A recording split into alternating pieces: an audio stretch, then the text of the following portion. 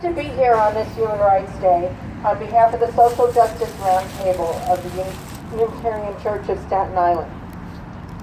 The Roundtable is a recent revival of a church committee in response to an urgent need: the growing intolerance, inequity, and violations of fundamental human rights we see every day in our communities, and the growing need we feel to stem the tide and fight for social justice.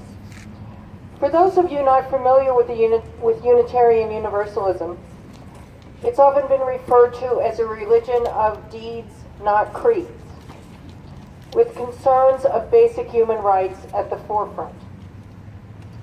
Here in Staten Island, the Unitarian Church was founded in 1853 by transcendentalist abolitionist leaders of the Curtis and Shaw families, who were very instrumental in the Underground Railroad effort to assist slaves to escape for freedom. They were a vocal minority on an island in which the population was largely supportive of slavery and the Confederates.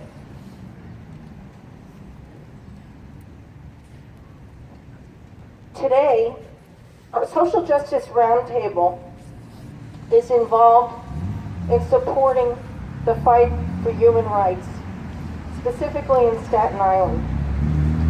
We recognize that violations of human rights, incidents of police brutality, hate crimes, blatant acts of discrimination on the basis of gender identity, sexual orientation, race, class, and physical, mental, and developmental ability are not isolated incidents by evil individuals, but part of a systemic problem within society's systems, and that all of those victimized intersect with the issue of economic inequality.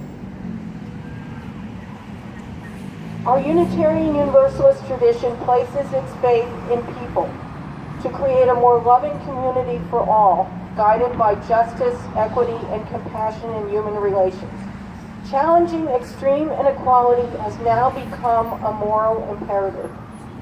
Just as previous generations have led movements for abolition, civil rights, and marriage equality, we know that at the core of all human rights violations is the capacity of the violator to view the victim as the other, something less than human.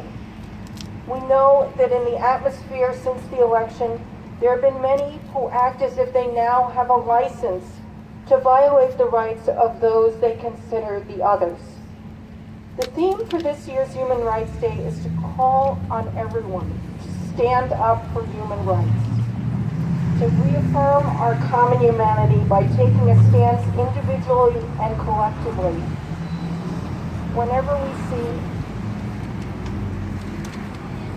intolerance, whenever we see racism, when we see a hate crime, to put a human face on anyone who can be targeted as the other. We must stand with those who are gripped with fear over what the election results could mean for them and their families. We must show them they are not alone.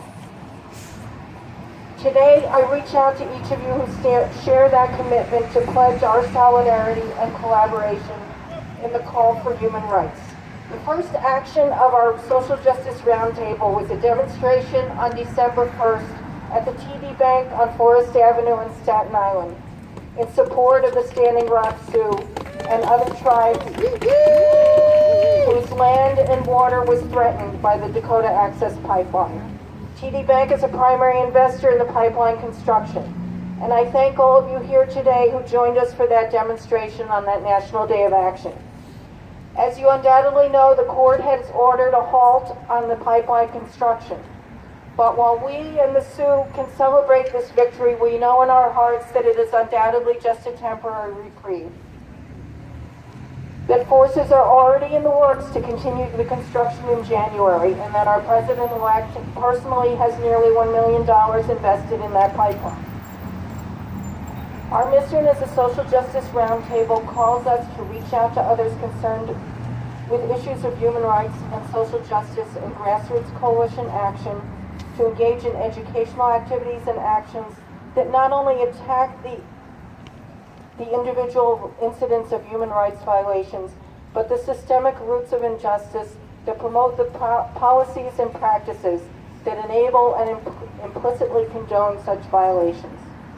to be on standby to continue to support the Standing Rock Sioux, to support the Black Lives Matter movement, to stand beside all those who are marginalized and dehumanized in today's society. Our mission is to counter fear with courage and manifest a collective vision of a more just, equitable, and compassionate society. Hope and thirst for justice have extraordinary power, and we strive to unleash that power in the fight for rights, dignity, and quality of life for the most marginalized. Thank you.